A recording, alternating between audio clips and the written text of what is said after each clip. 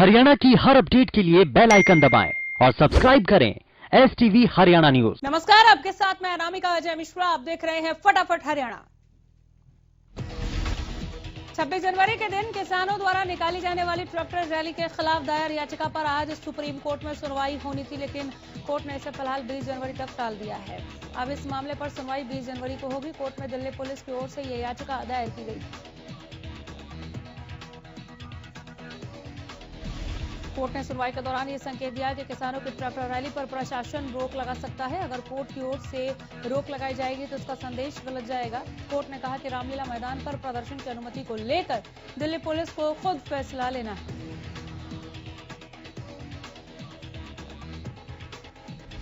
इसके अलावा कोर्ट ने कहा कि शहर में कितने लोग कैसे आएंगे ये पुलिस तय करेगी। मुख्य न्यायाधीश एस.ए. बोबड़े ने कहा कि क्या कोर्ट को बताना होगा कि सरकार के पास पुलिस एक्ट के तहत क्या शक्ति है।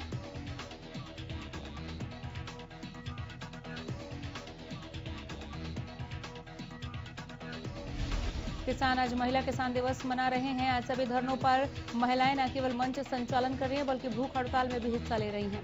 इसके अलावा महिलाओं के अलग अलग जत्थे सरकार के प्रतिनिधियों के आवासों का घेराव कर रही हैं।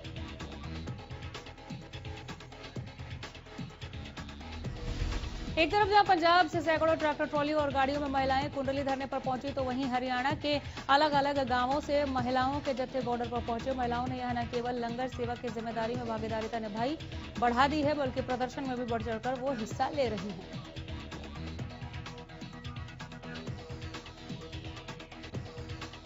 सरकार से 10वीं वार्ता अभी बेनतीजा रहने के बाद किसानों ने गतिविधियां बढ़ा दी हैं और गांधीगिरी से प्रदर्शन करने पर जोर दिया है। इसी कड़ी में किसानों ने निर्णय लिया है कि आज वो हर धरने पर किसान महिला दिवस मनाएंगे।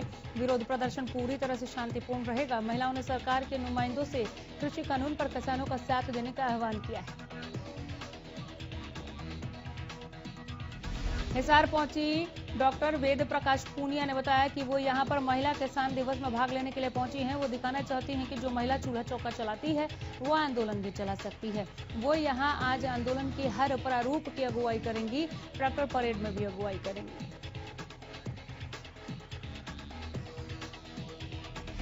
कृषि कानून के विरोध में धरने पर बैठे किसान महिला किसान दिवस मना रहे हैं। इसी कड़ी में फतेहाबाद में बड़ी संख्या में महिलाएं लघु सचिवालय पहुंची। इस दौरान महिलाओं ने सरकार के खिलाफ नारेबाजी की। महिलाएं ट्रैक्टर ट्रॉली में सवार होकर फतेहाबाद लघु सचिवालय पहुंची।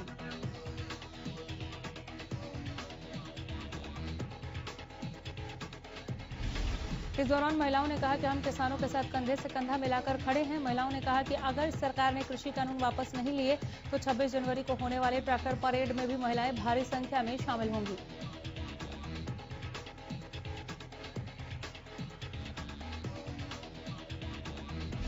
भिवानी दादरी जिले के संयुक्त किसान मोर्चा की ओर से बारवास गांव में बस स्टैंड पर बीते 5 दिनों से किसान धरने पर बैठे हुए हैं। वहीं महिला किसान दिवस के मौके पर 100 ट्रैक्टरों का काफिला लाड बारवास बस स्टैंड से बाडरा के लिए निकला। किसानों का कहना है कि ये मार्च 26 जनवरी की रिहर्सल है।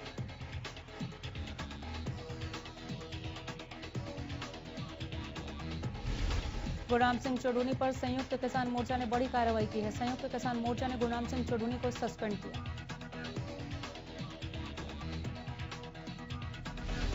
संयुक्त किसान मोर्चा ने गुरनाम सिंह को कांग्रेस के साथ बैठक करने के बाद यह फैसला लिया। बता दें कि चौधरी ने विपक्ष से मदद मांगी थी, जिसके बाद उन्हें सस्पेंड किया गया है।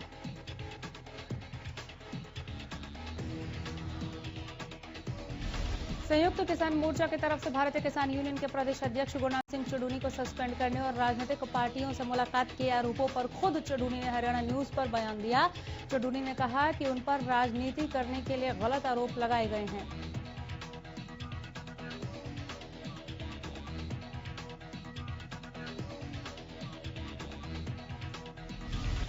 उन्होंने कहा कि किसानों के फायदे के लिए मुलाकात की थी। किसी पार्टी से ना तो कोई फंड लिया और ना ही किसी कार्यकर्ता को राजनीतिक पार्टियों से फंड लेने को कहा।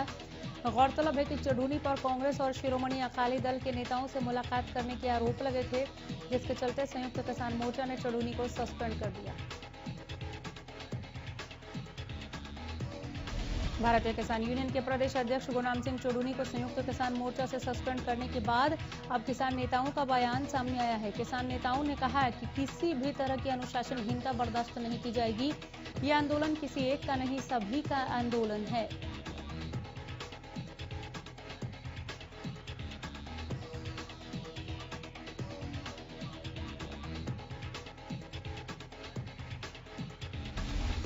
रेवाड़ी के नागरिक अस्पताल समेत 5 सेंटर्स पर दूसरे चरण का वैक्सीनेशन अभियान शुरू हो चुका है। दूसरे चरण में 500 लोगों को कोरोना का टीका लगाया जाएगा। रेवाड़ी के नागरिक अस्पताल के सीएमओ डॉक्टर सुशील माही का कहना है कि वैक्सीन को लेकर किसी तरह का मन में भय न रखें। वैक्सीन लेने वाले नागरिक अस्पताल के चिकित्सकों की माने तो वैक्सीन लेने के बाद इन्हें कोई तकलीफ नहीं हुई है।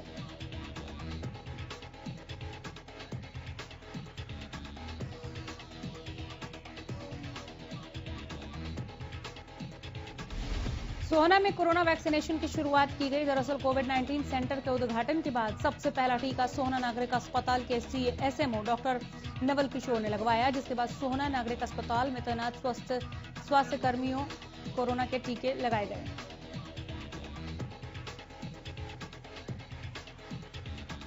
एसएमओ नवल किशोर ने जानकारी देते हुए बताया कि पहले चरण में स्वास्थ्य विभाग के करीब 250 स्वास्थ्य कर्मियों को टीके लगाए जाएंगे, जिनमें सोमवार को 109 सरकारी अस्पताल में तैनात कर्मियों को टीके लगाए जाएंगे।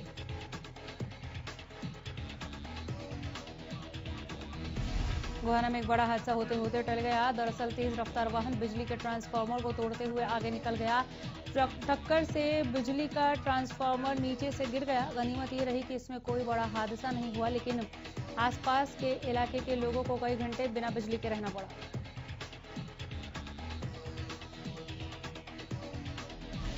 हालांकि बिजली विभाग के अधिकारियों की शिकायत पर पुलिस ने अज्ञात वाहन चालक के खिलाफ मामला दर्ज कर लिया और मामले की जांच शुरू कर दी है।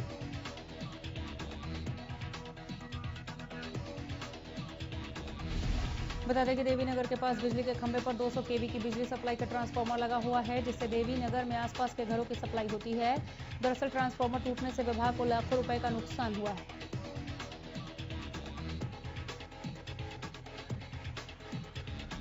प्रदेश में दिन ब दिन चोरों के हौसले बुलंद होते जा रहे हैं। ताजा मामला कुरुक्षेत्र के मोहन नगर से सामने आया है, जहां चोरों ने रविवार रात सर्व हरियाणा ग्रामीण बैंक के छत का लेंटर काटकर चोरी की वारदात को अंजाम दिया।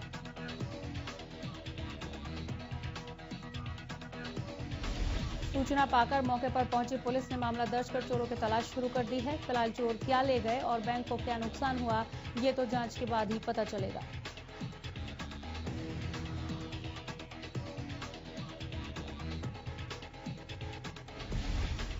मेवानी के वैश्य कॉलेज से लेकर तोशाम बाईपास तक जाने वाली सड़क की हालत खस्ता बनी हुई है, जिसको लेकर आए दिन वाहन हादसों का शिकार हो रहे हैं। सड़क इस कदर खराब हो चुकी है कि गाड़ी चालकों के साथ साथ पैदल चलने वाले लोग भी इस सड़क से होकर गुजरने में असहज महसूस करते हैं।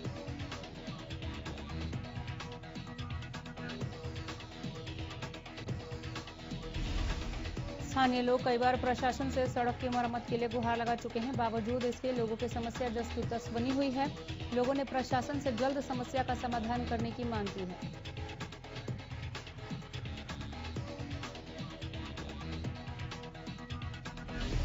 पहाड़ों में हो रही बर्फबारी की वजह से उत्तर भारत में लगातार ठंड का प्रकोप बढ़ता जा रहा है। गोहाना में कोहरे की वजह से किसानों की सरसों की फसल खराब हो रही है। किसानों का कहना है कि सरसों की फसल पर जो फूल आया है वो कोहरे की वजह से झड़ जाएगा, जिसके चलते सरसों के बीज की फली नहीं बनेगी और पैदावार में कमी आएगी। किसानों ने कहा कि अगर ज्यादा दिन कोहरा पड़ा तो उनकी फसल को ज्यादा नुकसान होगा, जिससे उनकी लागत भी पूरी नहीं होगी। गौरतलब है कि अब की बार किसानों ने गोहाना में ज्यादा सरसों की फसल लगाई है, क्योंकि पिछली बार सरसों की फसल से लागत किसानों को अच्छी मिली थी, जिसके चलते अब की बार किसान लगातार पड़ रही ठंड और कोहरे के कारण चिंतित है।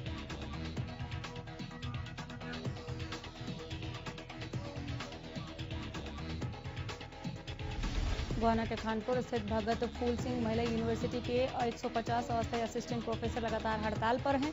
दरअसल 16 महीने पहले मंजूर किए जा चुके 7वें वेतन आयोग के नए वेतनमान को हासिल करने के लिए 150 अस्थायी असिस्टेंट प्रोफेसर विश्वविद्यालय के मेन गेट पर टेंट लगाकर दिन रात धरने पर बैठे हैं।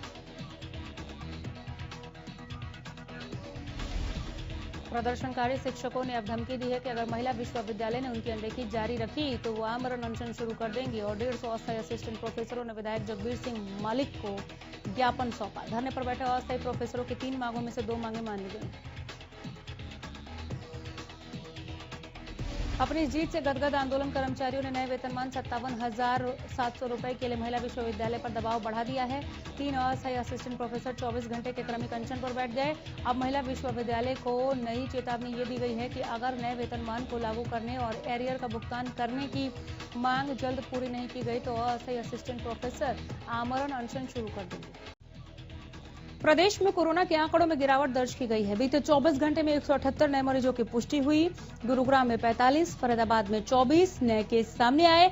वहीं पंचकुला में 23 और जींद में 17 नए मामले सामने आए। प्रदेश में 24 घंटे में 2 लोगों की कोरोना से मौत हो चुकी है। इसी के साथ अब तक कुल 2,985 कोरोना मरीजों की मौत हो चुकी। हरियाणा में कुल 2,66,309 केस अब तक सामने आ चुके हैं। एक दिन में 211 मरीजों ने कोरोना को मात दी है।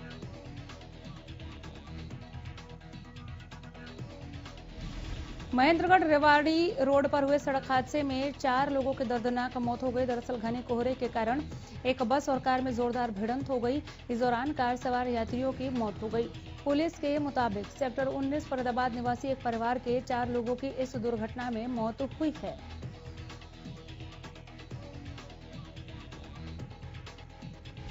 जानकारी के मुताबिक कार सवार की महेंद्रगढ़ रेवाड़ी मुख्य मार्ग पर झगड़ोली गांव की नहर के पास एक निजी बस के साथ भिड़ंत हो गई।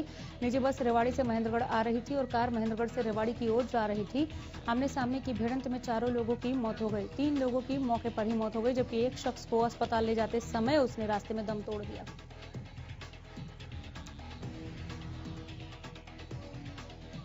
पानीपत में एक ज्वेलर के घर पर हुई चोरी की मामले में पुलिस ने 3 महिलाओं समेत 5 आरोपियों को गिरफ्तार किया।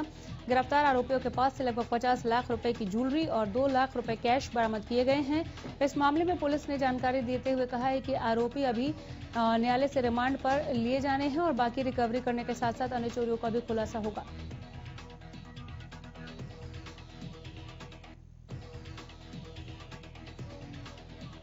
महम उपमंडल के भैणी सुरजन में मनरेगा मजदूरों को काम नहीं मिल रहा। इसी कड़ी में मनरेगा मजदूर काफी संख्या में महम खंड कार्यालय पहुंचे।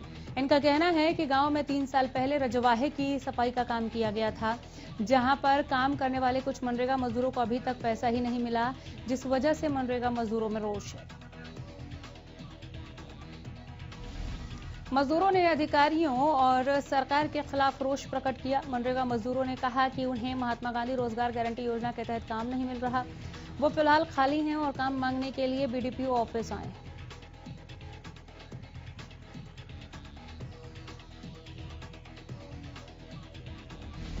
भिवानी में स्थानीय डीसी कॉलोनी वार्ड नंबर 31 में सीवरेज व्यवस्था ठप होने से क्षेत्रवासियों ने भारी रोष जताया और प्रशासन के खिलाफ नारेबाजी की। स्थानीय लोगों ने जल्द से जल्द सीवरेज व्यवस्था व्यवस्थित करने की मांग की।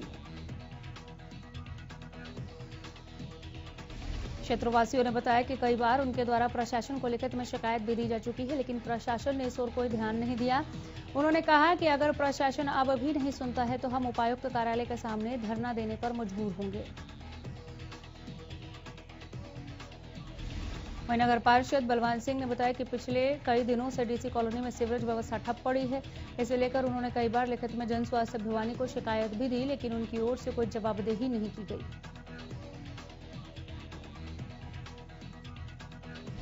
भिवानी में हरियाणा रोजगार विभाग की ओर से बेरोजगार युवाओं को रोजगार दिलाने के उद्देश्य से हर सप्ताह रोजगार मेले का आयोजन करवाया जाएगा। साप्ताहिक रोजगार मेले का आयोजन ऑनलाइन माध्यम से होगा। वहीं मासिक रोजगार मेले का आयोजन ऑनलाइन माध्यम से जिला रोजगार कार्यालय द्वारा आयोजित किया जाएगा।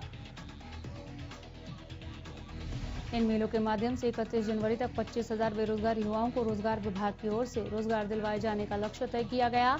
अब तक 25,000 के इस लक्ष्य में 19,000 युवाओं को रोजगार दिलवाया जा चुका है।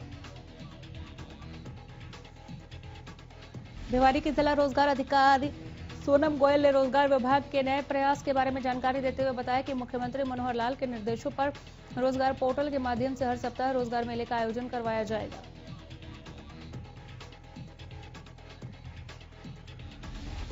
इसके तहत रोजगार विभाग द्वारा विभिन्न निजी कंपनियों को बेरोजगारी का डाटा उपलब्ध करवाया जाएगा। रोजगार पोर्टल के माध्यम से बेरोजगार युवाओं को कंपनियां ऑनलाइन ही फोन के माध्यम से साक्षात्कार लेकर उन्हें जॉब ऑफर करेंगी।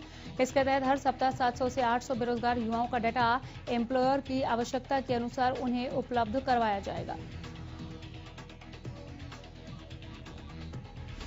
फतेहाबाद के टोहाना में अवैध संबंधों के शक के चलते की गई थी वकील की पत्नी की हत्या मामले में फतेहाबाद एसपी ने प्रेस वार्ता की। इस दौरान पुलिस ने बताया कि अवैध संबंधों के शक के चलते ही वकील की पत्नी की हत्या की गई थी। आरोपी रजविंदर उर्फ राजा ने पुलिस रिमांड के दौरान ये बात कबूल की है। पुलिस ने हत्या में इस्तेमाल किए हुए पिस्तौल, तेजधार हथियार भी बरामद किया है। हत्यारोपी रजविंदर उर्फ राजा ने रिमांड के दौरान ये खुलासा किया। गौरतलब है कि 15 जनवरी को घर में घुसकर वकील की पत्नी की गोली मारकर हत्या कर दी गई थी। पानीपत में एक युवक को महिला से छेड़खानी करना महंगा पड़ गया। इस दौरान कुछ दबंगों ने युवक पर चाकुओं से वार कर दिया।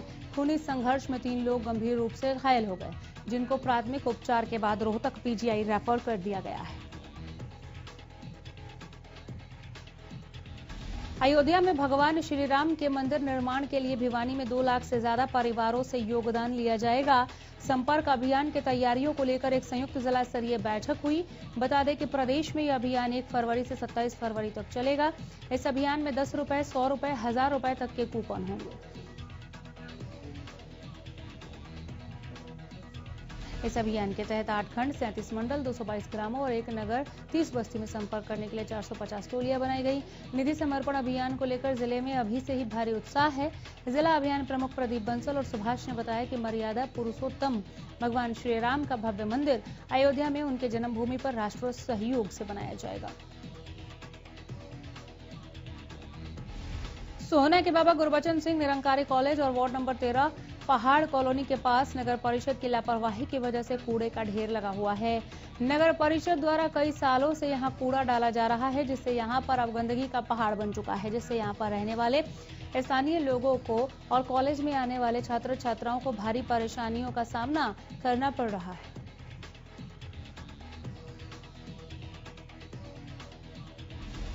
फटाफट हरियाणा में यहीं रुकेंगे। नमस्कार।